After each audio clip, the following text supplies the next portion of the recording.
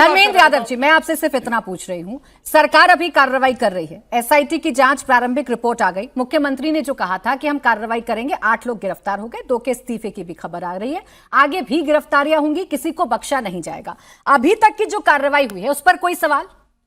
SIT की जांच ठीक चल रही है कि नहीं चल रही? बस आ रही हूं फिर आपके पास। ये बार-बार कह रहे हैं कि हमने चंदा लूटा नहीं। अरे मंदिर बनाया ही नहीं तो लूटते क्या? आपने तो हज हाउस बनाया था, वहां कुछ मिलता ही नहीं तो वहां लूटेगा क्या? आप बोले शिवम, वहां तो बनाया नहीं भाई आपने मंदिर। अच्छा बोले, उसके नाम पर देश मेरा सवाल जो है उसका जवाब दे। मैं उसी का जवाब दूं। टैक्सपेयर्स के पैसे को हज हाउस बना दिया। सवाल खड़ा किया था चंपत राय जी 7 जून को आकर बोले कि मंदिर में ऐसी कोई अनियमितता नहीं हुई, वित्तीय अनियमितता नहीं हुई है। आप बताइए कि जब उनको ये बात पहले से पता थी तो उसको क्यों ढक दिया उन्होंने? एसआईटी बंद कर दी थी क्या? सूर्या जी प्लीज, सूर्या जी संवेदनशील मुद्दा है तो आराम से बात करते हैं। आपकी भावनाएं आहत हुई हैं तो आप भी चाहेंगे कि जवाब आए। हल्ला करने से कुछ नहीं होगा।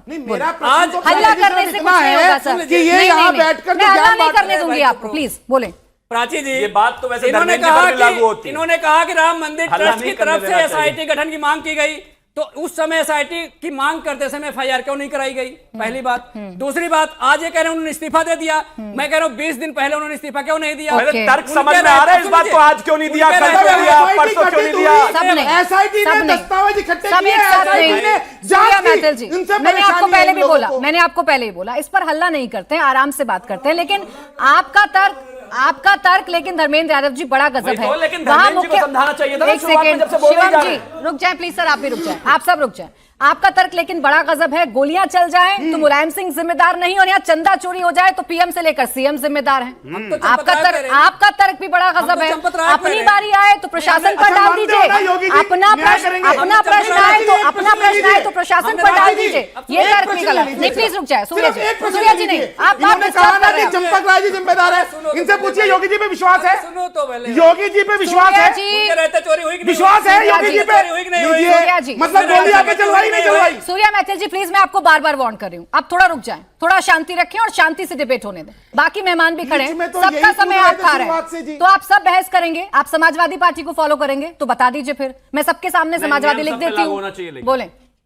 मैंने कहा कि अगर ट्रस्ट ने एसआईटी की डिमांड करी तो उसी समय ट्रस्ट एफआईआर भी कर सकता था। अच्छा, और कल क्यों हुई, आज क्यों नहीं हुई? वही वाला था। दूसरी बात, एक शिवम जी 10 सेकंड और, 10 सेकंड। अखिलेश यादव ने ज्योतिष भेजा है क्या कि ज्योतिष के हिसाब से होती है एफआईआर? गलत बात है। अरे प्रवक्ता हो भाई, जब एफआईआर करनी थी करी। अरे मात्र 10 सेकंड। हाँ बोले जल्दी से। जिन पे आरोप है, अगर वो मंदिर परिसर के अंदर हैं तो जांच को प्रभावित नहीं करेगा। चलिए इसका जवाब दें, आप इसका जवाब चाहिए। पहली बात, इनको लग रहा है कि कल ही खुलने वाली है, इसलिए एफआईआर से डर लग रहा है इनको। पहली बात कल ही खुलने वाली कल इनकी खुलेगी। हाँ इनकी खुल रही है, मैं बता रहा हूँ आपको। अरे 4 दिन बाद आप भी चलाओगे मंदिर, आप देख रहे थे, मैं बता रहा हूँ मंदिर। ये तो दर्शन करने भी नहीं गए, ये आस्था के साथ दर्शन करने भी नहीं गए। सुनिए प्राची जी, मैं बता रहा हूँ आपको, कुछ दिनों के बाद नाम आने वाले हैं। हाँ। वो कोई ना कोई नमाजबाजी निकलेगा उसमें, देख लेना। सर ये भी बड़ा गजब है, मंदिर आप चलाएं और घुस ये जाए, फिर आप कहते हैं कि मंदिर नहीं जाते, ये आस्थावान नहीं है। ये गलत है, ये आरोप गलत है। नहीं आरोप गलत नहीं है भाई, अगर आपके पास तथ्य हैं तो आप भी दे दीजिए। आप भी प्रूफ कर दीजिए। मैं इनकी जैसे इन्होंने बोला वैसे बुलाऊंगा। नहीं, आपने क्या कहा कि वो दर्शन करने नहीं गए? भगवान राम जहां जहां होते हैं राक्षस वहां होते ही नहीं है बाय डिफॉल्ट, ये जा भी नहीं पाएंगे। खैर आगे आता हूं मैं। देखिए एक विषय बहुत साफ है, ये एसआईटी जांच करी है, एफआईआर हुई है, 8 लोग गिरफ्तार हैं, 5 हिरासत में। बाकी राज्यों में भी बहुत लोगों के पास सरकारें हैं। अगर किसी को कोई भी गलतफहमी है कि भाजपा की सरकार या फिर मुख्यमंत्री या फिर कोई भी 1% भी इंफ्लुएंस कर सकता है, कोर्ट से लेकर एफआईआर करने का पूरा अधिकार है। अगर एक भी व्यक्ति बच जाए तो यह कमी निकाल कर दिखा दे, हम तैयार हैं उस चीज के लिए, किसी को बख्शेंगे नहीं। लेकिन सवाल जवाब बराबर होगा। मैं फिर से वही कह रहा हूं, हां चोरी हुई, कोई दो राय नहीं है।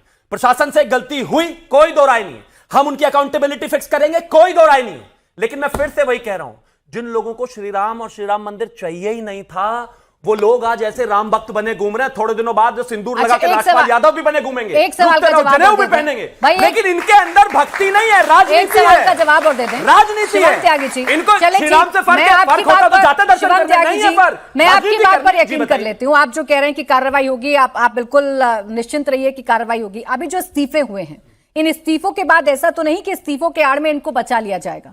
अगर इनकी भूमिका है तो गिरफ्तारी होगी कि नहीं होगी? मैं फिर से कह रहा हूं, हम एक फेडरल स्ट्रक्चर में रहते हैं, जितने राज्यों में उधर आम आदमी पार्टी की भी सरकार है और भी तमाम जगहों पर सरकार है। और मैं मानता हूं कि इस देश में 100 करोड़ हिंदू हैं, ज्यादातर राज्यों में वोटर्स जो हैं हिंदू ही है, सभी की आस्था श्री राम मंदिर से जुड़ी हुई है।